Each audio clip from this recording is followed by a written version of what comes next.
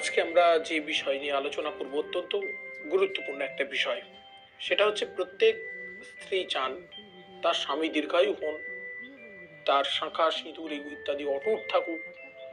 পুত্র এবং স্বামী পুত্রের মঙ্গল কামনায় বিভিন্ন স্থানে পূজা দেন, তাদের মঙ্গল কামনায় নানা ব্রত পার্বণের অনুষ্ঠান করেন। কিন্তু আজকে আমরা আলোচনা করব যে কিভাবে বা কি করলে স্ত্রীর কি আচরণে বা কি করলে স্বামীর আয়ুক্ষয় হয়। যদিও আলোচনাটা দুটো দিকই বর্তমান, কারণ আমরা জানি সব স্বামী স্বামী নয়, কোনো কোনো জায়গায় তিনি পশুর মতো আচরণ করেন, সেক্ষেত্রে আলোচনা বর্জনীয় অবশ্যই।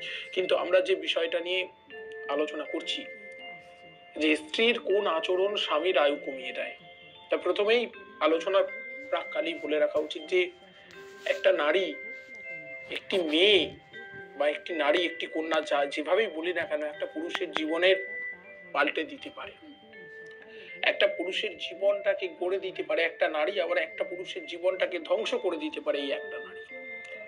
তা নারী হচ্ছে পুরুষের জীবনের অনুপ্রেরণা স্বরূপ। যখন স্বামী কোনো কাজে প্রসপার করে, নিজেকে ফুটিয়ে তোলে, তার পিছনের অনুপ্রেরণা থাকে তার স্ত্রী অবশ্যই থাকে।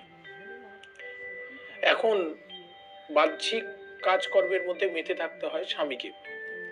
তো সে যখন গৃহে ফেরে, তার কি প্রয়োজন?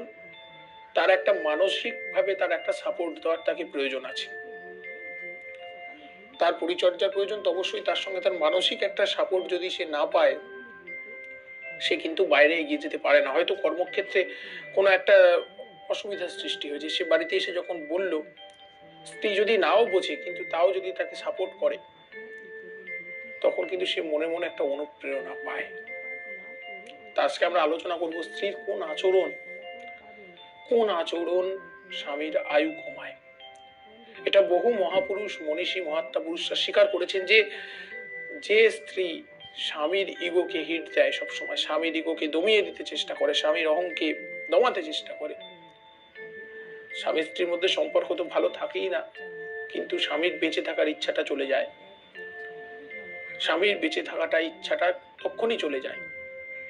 এবং কি, স্বামীর বিরুদ্ধে কথা বলা, স্বামী উত্তর দিকে বললে স্ত্রী বলবে না পশ্চিম দিকে।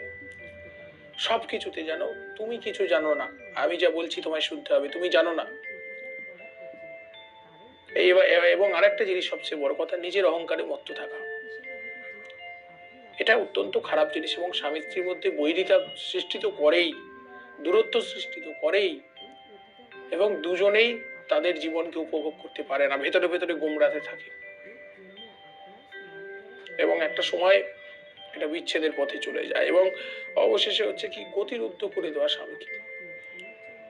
তার ইচ্ছে করলো যে আমার অমুক পরিজনের বাড়িতে আমি যাবো আজকে, স্ত্রী বললেন না ওখানে যাওয়া যাবে না, ওখানে যেতে আমার একটু ভালো লাগে না, এই বিরুদ্ধ আচরণ করে দিলেন, তার গতিরোধ করে দিলেন, ভেতরে ভেতরে মর্মাহত হচ্ছেন স্বামী।